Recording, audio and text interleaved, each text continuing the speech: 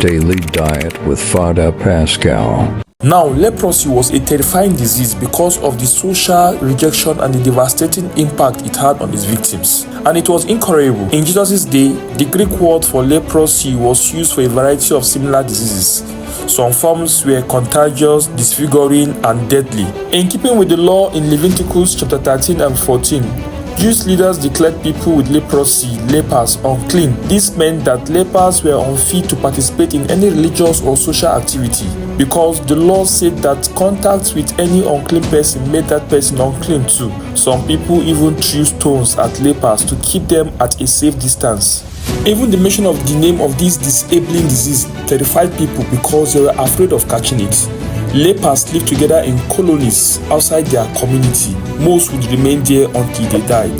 Sometimes, however, leprosy would go away.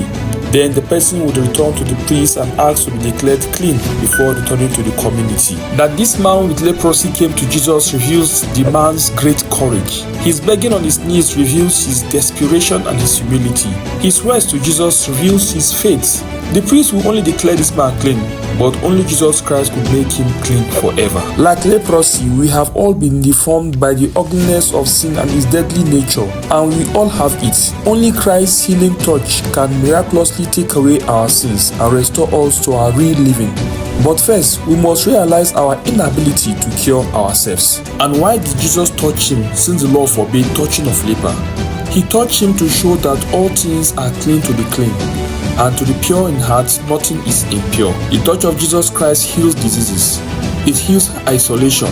It heals loneliness. It heals despair. It heals affliction.